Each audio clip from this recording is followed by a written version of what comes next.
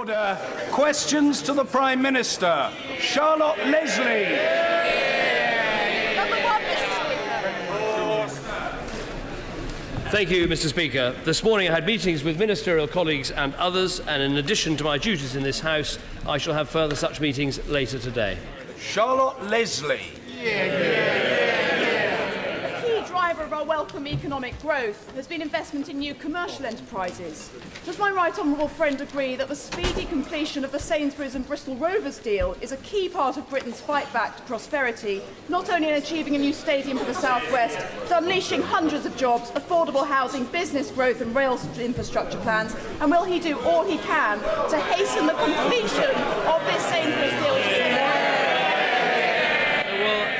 Having visited my honourable friend's constituency recently, I know how passionately she feels about this important development. I know that she'll be delighted that the judge in question has dismissed the judicial review, so we can now hope that this paves the way for the supermarket and the stadium to be built, and I hope that Sainsbury's will press ahead with that. So not only will this mean a new home for Bristol Rovers, but it will mean more jobs, more growth and better infrastructure for Bristol. Ed Miliband.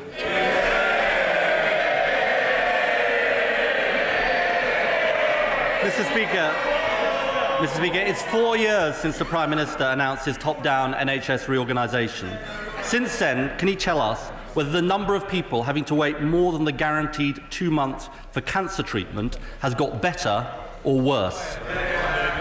Well, the number of people being treated for cancer has gone up by 15%, and we are meeting the key waiting time target, particularly the waiting time target for accident emergency, which we met for April, even though once again he had predicted a crisis. Ed Miliband. Mr. Speaker, that was a very specific question I asked about cancer treatment. I was asking whether things had got better or worse, because after all, the Prime Minister did this big reorganisation and said things would get better. Now, Macmillan Cancer Support warn that more lives are being put at risk.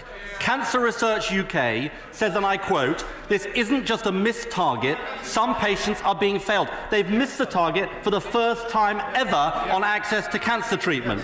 Is he really telling two of the most respected cancer charities that they're wrong about the target and things are getting better, not worse? What I'm saying is that we introduced for the first time ever a cancer drugs fund, which is treating 50,000 people. That is what's happening. The number of people being treated for cancer is up 15%. And this is all in stark contrast with Wales, where Labour are in charge. Well, they all shake their heads, but the fact is Labour is in charge of the NHS in Wales, and they haven't met a cancer target there since 2009. Actually, Mr. Speaker, he's wrong about that. In Wales, more patients start cancer treatment within 62 days than in England. And we know why he wants to talk about Wales, because he cannot defend his record in England. And wasn't it interesting that on the cancer treatment target, he couldn't pretend things were getting better, but he couldn't admit things are getting worse. Now let's try him on another one. In the 4 years since his reorganisation, have the number of people waiting more than the guaranteed 4 hours in A&E got better or worse?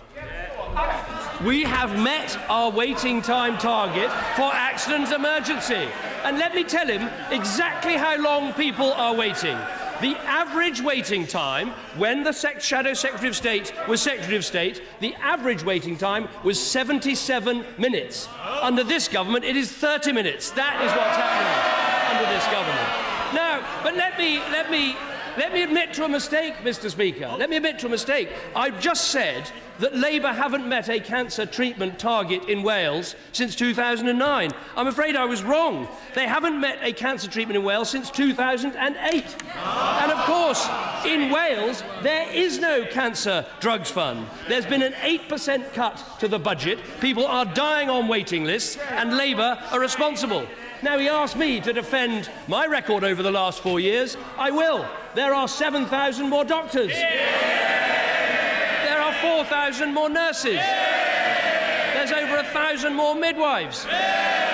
We are treating over 1 million more patients a year. And whereas the NHS under Labour had the disgrace of mid-staffs, you can now see the NHS being properly invested in and properly improving.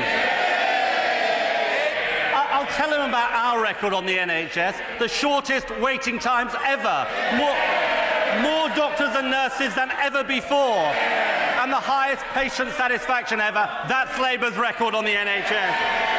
Now, it was a long time ago that he didn't answer the question, but he didn't answer the question. It's a target that he set for 4-hour waiting in A&E. Let me give him the figures for his 4-hour waiting target. Before his reorganisation, the number of people waiting more than 4 hours was 353,000, and after his reorganisation, it's risen to 939,000. That's an increase of 300%. Is that better or worse? Average waiting time is down by more than half. That is better. But he doesn't have to listen to me. He can listen to the Shadow Health Secretary who said this. He said, this is the best health service in the world. That's what he said. He was quoting the Commonwealth Report, which is an independent organisation which ranked the United Kingdom for the first time under this government as having the best health service anywhere in the world. Better than America, better than Germany, better than France, better than Australia. He says it was his record. This has only happened under this government. And I can tell him why it's happened under this government. Mixed-sex wards virtually abolished. Infection rates halved. 1 million more patients treated. A cancer drugs fund for the first time ever. More doctors, more nurses, more midwives, more people being treated. And it's official, the best NHS in the world. Speaker, it's this party that created the NHS, and every time we have to save it from that lot opposite. And once again, he didn't answer the question. More people are waiting more than 4 hours in A&E. What about those people whose condition is so serious they need a bed in hospital? Can he tell us, since his reorganisation, has the number of people waiting more than 4 hours on trolleys, something he said he would get rid of, got better or worse? The number of people waiting to get into accident emergency, people are waiting less time than they were waiting under the last Labour government. We remember what the last Labour government gave us. They gave us the disgrace of Mid-Staffordshire, for which they have never properly apologised. What they said about our plans, we have put £12.7 billion extra into the NHS. Their view was it was irresponsible. They opposed reform to the NHS, and you can see the effect in Wales. No reform, no money, longer waiting lists, no targets met, people dying on waiting lists under a Labour government. He can't answer any of the basic questions about his own targets in the NHS. I can tell him the number of people waiting on trolleys for more than 4 hours has gone up from 61,000 to 167,000 on his watch. Mr. Speaker, he promised the reorganisation in the NHS would make things better. It's made things worse. Worse on access to cancer treatment, worse on A&E waits, worse on GP access. The NHS is getting worse on his watch, and there's only one person to blame, and it's him. It's honestly, if he can't do better than that, even on the NHS, he really is in trouble. What's happening under this government? Millions more patients treated, a cancer drugs fund for the first time ever, our health service ranked officially the best in the world. And we know what he would do because we've heard from the Director of Policy, who said this: there'll be no interesting ideas will emerge from Labour's policy review. That is official. And then his gurus come out, Lord Glassman, and said he has absolutely no vision. Then yesterday, he misquotes statistics, gets them completely wrong, and the factory he speaks in, the managing director, says that Labour's policy would be a bureaucratic nightmare. I would say to the people looking glum behind him, cheer up, folks, it's only Wednesday.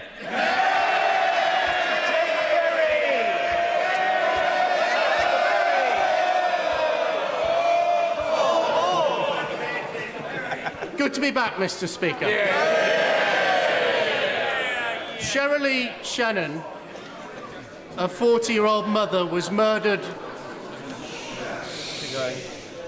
in Rottendale on the 17th of March by Paul O'Hara, who at the time was out on licence, having murdered his former partner in 1998. The introduction of Clare's Law, or the right to know, to find out if your partner has a history of violence, in this case Cheryl Lee did know of this history of violence, must be backed up by support by both the police and the probation service, so those in this situation know of the potential dangers they face, so we will not see another tragedy like the death of Cheryl Lee. Well, can I say it is good to see my honourable friend back in his place, and he makes a very important point, which is the introduction of Clare's Law, I think, has made a real difference because it gives people the right to the information about potential dangers from a partner, and I'm proud of the fact that has now been rolled out across the country. But he's absolutely right. We need to do more with the police and the probation service and the prison service to make sure that more warnings are given in more cases. Ms. Diane Abbott. The Prime Minister will be aware of the housing crisis in London. But is he aware of his colleague, the member for Newbury's distinctive contribution? Through his £110 million family firm, he's brought up the New Era estate in Hackney. They intend to drive up... Order!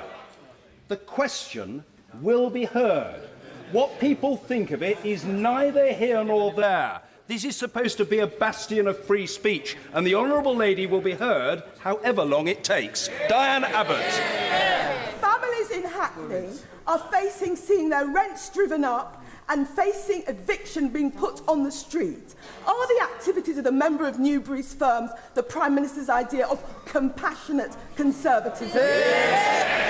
What I'd say to the honourable lady is that we all know we need to see more houses being built, and we've seen 41,000 affordable starts over the last year, over a fifth of those in London. We need more house building, more houses providing, and therefore we'll see more affordable rents, both in the social sector and in the private sector as well. Mr. John Barron. Yeah. 1 in 3 of our nuclear test veterans' descendants have been born with a serious medical condition. Given our cross-party campaign seeks recognition, not compensation, including a government ex gratia payment into a charitable fund to help those in need, will the Prime Minister, following our last meeting in April, now clear the logjam, recognise the veterans and finally resolve this shameful chapter in our nuclear history? Well, first of all, let me pay tribute to my honourable friend who has campaigned consistently on this issue in the House and outside it. He and I have discussed it, and I'm happy to tell the House that this government absolutely recognises and is extremely grateful to all the service personnel who participated in the nuclear testing programme. We should be in no doubt that their selfless contribution actually helped to make sure the UK is equipped with the deterrent that we need. Following our meeting, I've asked my officials to look again at the specific points and arguments that he's made, and I'll come back to him as soon as possible. Mr. Andy MacDonald. Speaker, last Saturday I spoke with my 93-year-old constituent, Keith Ludrasius, who served as a merchant seaman throughout the Second World War. He said to me that he never thought that he would live to see the day in this country when people in work would still not have enough money to live on. What does the Prime Minister say to Keith? Is it simply that this Tory government makes the rich richer and everyone else poorer? Or is it just the inevitable consequence of his long-term economic con? Well, obviously, the first thing I'd say is I'm very proud to lead a government that has seen the basic state pension increase by £15 a week under this government, helping his constituent. In terms of how we help people in work, what we need to do is create more jobs, and we've seen 2 million new private sector jobs under this government. And the second thing we need to do is cut people's taxes, and under this government you can now earn over £10,000 before you pay any income tax. It's that is at the heart of our long-term economic plan, and it's working for Britain. Mr. Robert Halfon. Thank you, Mr. Speaker. The world has seen the tragic and brutal murders of 3 Israeli youngsters, most probably by Hamas. Will my honourable friend give the Israeli government every possible support at this time? And does he not agree with me that far from showing restraint, Israel must do everything possible to take out Hamas terrorist networks? And will he give the Israeli government support in this? Well, what I would say to my honourable friend, who I know is passionate about these issues, and to everyone in this House, this was an absolutely appalling and inexcusable act of terror. And one can only imagine the effect on the families and on the friends of these poor teenagers and what happened to them. And I think it's very important that Britain will stand with Israel as it seeks to bring to justice those who are responsible. And we also welcome the fact that President Abbas has firmly condemned the abduction and actually tried to help find these people. It is important important that, as my honourable friend said, all security operations are conducted with care so that further escalation is avoided. But the people responsible for this should be found and brought to justice. Jack Dromey. Mr. Speaker, in 2011, the Prime Minister said waiting lists really matter. So why then are there nearly 3 million on ever-lengthening waiting lists, the highest for 6 years?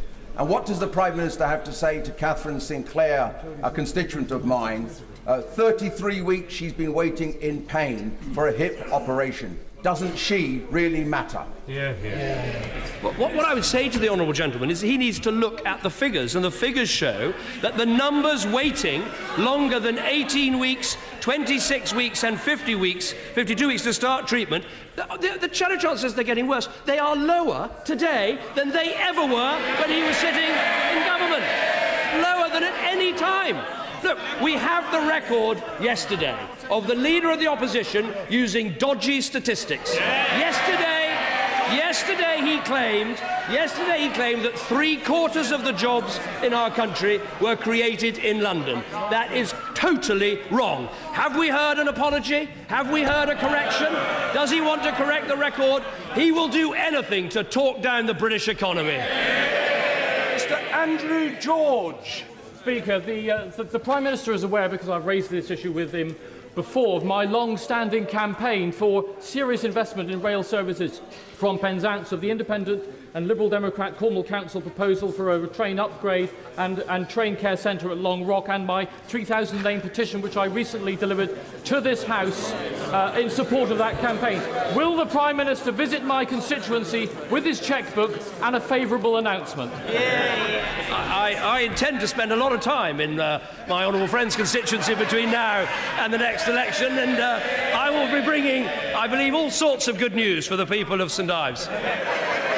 Ian Austin. Thank you, Mr. Speaker. Germany has 3 times as many apprentices as the UK. The number of young apprentices has actually fallen. Youth unemployment in Dudley, long-term youth unemployment in Dudley is twice the national average, and we're only going to attract secure and better paid jobs if we make education and skills our #1 priority. Will the Prime Minister make a start? Will the Prime Minister make a start by ensuring every public sector procurement contract provides us apprenticeship places?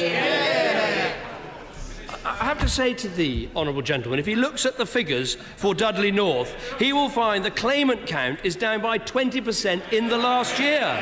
He'll find the youth claimant count is down by 21% in the last year. The long-term youth claimant count is down by 28% in the last year. The fact is, in the West Midlands, things are getting better, more people in work, more jobs being created. He should be celebrating Dudley rather than running it down. Prime Minister will be aware of the tragic death of my 3-year-old constituent Sam Morris from sepsis while under NHS care.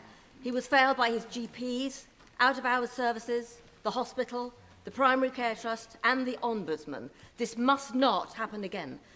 Will the Prime Minister ensure that the Ombudsman's recommendations are implemented in full, and that the system of review within the NHS and by the Ombudsman are radically overhauled to deliver proper transparency and accountability in a timely way? This family waited 2 years for justice.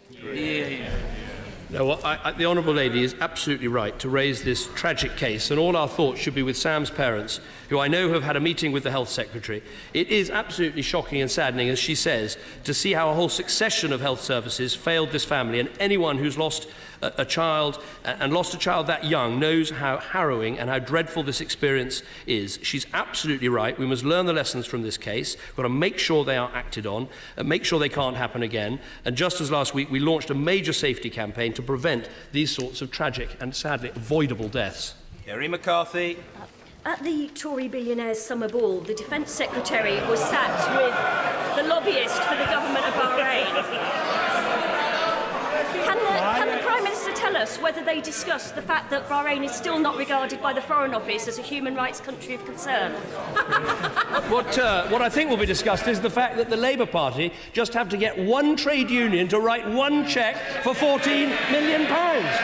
And when you look at the candidates that the Labour Party's got, when you take out of the mix the fact that we've got son of Blair, son of Straw, son of Prescott, son of Dromey, when you take out the Red Princes, you'll find that 80% of the candidates are union-sponsored. They bought the candidates, they bought the policy, they bought the leader. We must never let them near the country.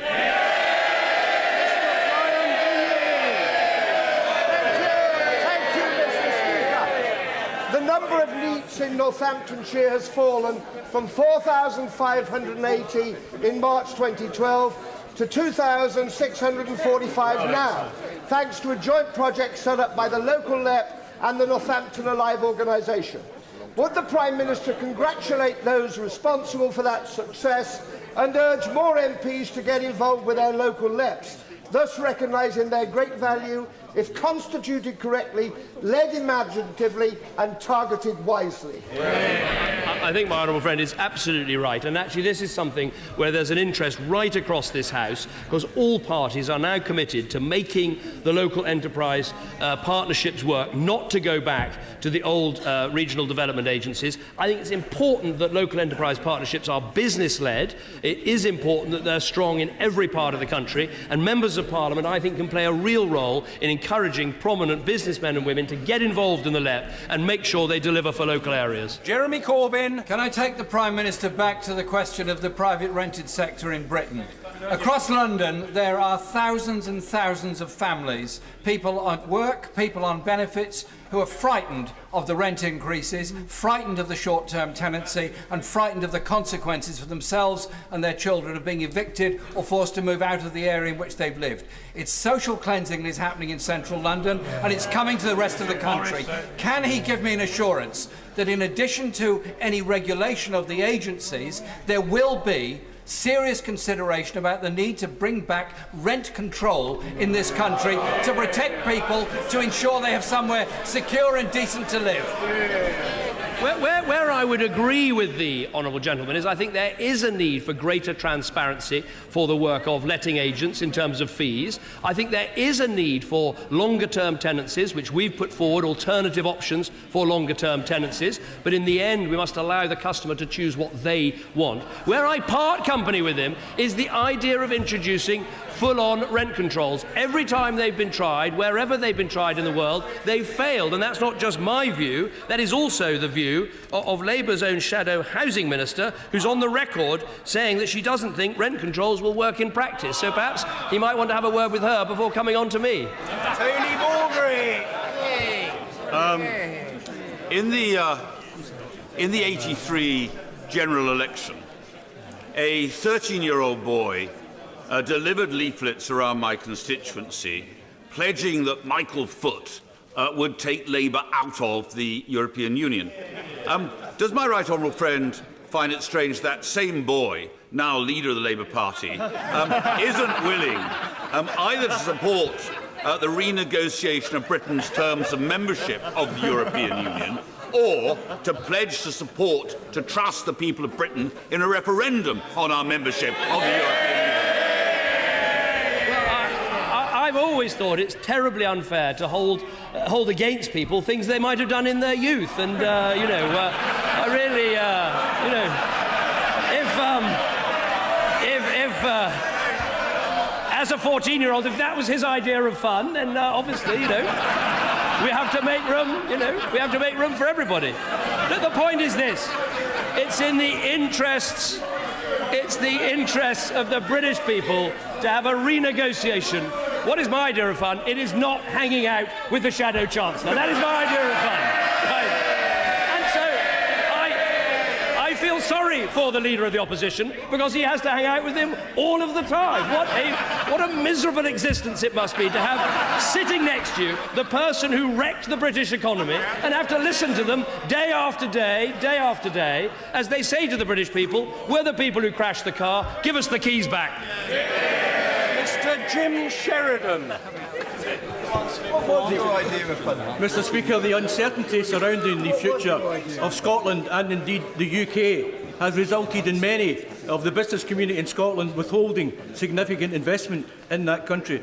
Does the Prime Minister therefore agree with me that there is a moral responsibility on employers to inform their employees what the consequences, if any, of separation from Scotland from the UK, in order that they can make an informed choice prior to the referendum. I think the honourable gentleman makes a very important point, which is a huge amount of pressure is put on businesses by the Scottish Government with all sorts of threats and warnings if they speak out and say what they believe is the truth. I come across business leader after business leader, large and small in Scotland, that want to keep our United Kingdom together, who think it would be crazy to have border controls, different currencies, split up our successful United Kingdom. So with him, I would urge them to speak out, talk with their workforces, talk about the strength of our United Kingdom, and then vote to keep it together. Mr. Greg Mulholland. Thank you, Mr. Speaker. This weekend, the cities, towns and villages of Yorkshire will be alive to cries of alla, alla, as the world's greatest annual sporting event passes through our county.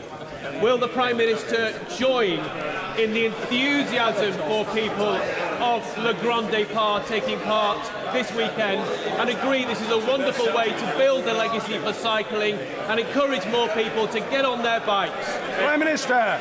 No, I absolutely agree with my honourable friend. I think it's brilliant that the Tour de France is starting in Yorkshire. I think it's going to be a fantastic event for our country, but it's also going to be a great advertisement for Yorkshire and all that Yorkshire has to offer. I'm very much looking forward to going myself and seeing some of the race and some of the preparations. I think it's going to be a magnificent event, and I will do everything to promote it, apart from wearing lycra. Susan Ellen Jones. Thank you, Mr. Speaker. Will the Prime Minister make it illegal for recruitment agencies to advertise overseas for jobs in this country unless they advertise locally too? Yes or no? The short answer to that is yes. That's exactly what we're doing, saying that employment agencies cannot be able to do that. They cannot purely advertise jobs abroad, and we're doing everything we can to stop that. Mr. Adrian Sanders. We have a 12 billion tourism deficit in this country, the deficit between people who go overseas and people who come here. One of the reasons for that is believed to be our high VAT rates on accommodation and on attractions. Will the Prime Minister look at that to ensure that that is not what is driving up that deficit? No, well, I think my honourable friend is absolutely right. To promote the South West as a holiday destination, we should do everything that we can to help. Obviously, the restoration of the transport links has been vital. I think it is difficult to have differential rates of VAT on some of these things, but everything we can do to promote the UK as a holiday destination, including, for instance, the brilliant fact that the Tour de France is coming this weekend, we should do. Jim Shannon. Cancer Research UK has just launched its new strategy, which is a focus on tailoring treatment to individuals, which will prove more effective in combating cancer. How will the Prime Minister ensure that the NHS is in a position to enable access to radiotherapy and that cancer drugs are available for all regions of the United Kingdom, of Great Britain and Northern Ireland? Well, I do think that the Cancer Drugs Fund has been a huge breakthrough, not just in terms of making available drugs, but also making available some important treatments. And I hope other parts of the United Kingdom will take up what we're doing with the Cancer Drugs Fund. I think the other thing we can do is through Genomics UK to make sure that we are sequencing genomes as fast as we can so that we can carry out the research necessary to see which cancer drugs will be effective on which patients according to their DNA. This is going to be the modern way to do tailored medicine, and I'm very pleased to say that Britain is well ahead of the pack on this in terms of making sure we invest in our universities and science base as well as our NHS. Mark Pawsey. Thank you, Mr. Speaker. Jack Gayton and Hannah Fountain are two young constituents of mine who now own one of the 108 properties in Rugby bought as a result of this government's help to buy scheme. Does the Prime Minister agree that now the fact that Jack and Hannah now enjoy their own home and have made a start on the housing ladder demonstrates this government's support for those who want to work hard and get on? I join him in congratulating his constituents, because actually the Help to Buy scheme is working to get people on the housing ladder, because it's enabling people who don't have rich parents, who can't afford a big deposit, but who can afford a mortgage to go out and buy the flat or the house that they want. And we've seen 30,000 people already taking advantage of this scheme, and it's also helped to kickstart investment in housing and to get the level of housing starts up in our country. Mr. Dennis Skinner. Is the Prime Minister aware that on the question of the National Health Service, and as an outpatient, which I have to visit on a regular basis, I do hear from the front line about the problems in the health service. The nurses have lost quite a considerable amount in their real pay. The A&E are bursting at the seams. Then there's the question of almost every hospital in Britain that is running into financial difficulties. As a member of the Bullingdon Club, is he proud to be surrounded by this wreckage? Remember, it's his legacy, not ours. Stop blaming the opposition. Get it done or get out. I just think the picture that the honourable gentleman paints is completely wrong. Of course, there are more people going to A&E, over 1 million more people going to A&E in our country, but we're meeting our targets and waiting times are down by a half. He talks about nurses. There are 4,000 more nurses in our NHS than when I first stood at this dispatch box. There are 7,000 more doctors, and what he ought to know about is that actually we have cut the number of administrative staff, the bureaucrats we were left with by the party opposite, 19,000 fewer of those. That's why we're able to treat more patients with more clinical staff, a record that we can all be proud of. Michael Ennis. Thank you, Mr. Speaker.